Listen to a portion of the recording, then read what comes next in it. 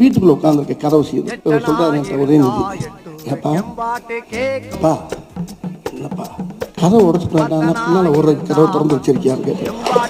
சரி சார் பண்ற அக்கப்போர் இருக்கு பார்த்தீங்களா, ஐயோ இப்போ ஒரு சீனில் பார்த்தீங்கன்னா பேசிட்டே என்ன திடீர்னு துப்பாக்கி எடுத்துக்காரு. அங்கே காமெடி மைண்ட் வருது எனக்கு. ஒரு சின்ன ரியாக்ஷன் போட்டால் அந்த சீன் அவுட்டு அப்படின்னு சொன்ன போச்சுல அப்படின்னு வீட்டுல அவனுக்கு துப்பாக்கி எடுத்து வச்சுட்டாரு. ஒன்று ஏப்பா உள்ள குண்டு இல்லையோ இவர் சாட்டா சாட்டா பிடிச்சா ரொம்ப சீரியஸாக இறங்கி ஒரு சட்டை அப்படி பார்ப்போம், பாக்கெட்டு கிழிஞ்சிருக்கும். சொல்லுங்க சட்டைன்னா சண்டை கிழியத்தாஞ்சி தமிழக முதலமைச்சருக்கு ஃபோன் பண்ணேன். 1 மணிக்கு ஒரு சிஎம் ஃபோன் பண்ணுவாங்க. வடிவேலு பிரமாதம் பிரமாதம் பிரமாதம் பிரமாதத்தை என்ன மொத்தம் 9 பிரமாதம், 9 10 பிரமாதம், ஒரு 25-30 படம் பண்ண அனுபவம் வந்து மாறி செல்வராஜ் கண்ணால் பார்த்தேன்.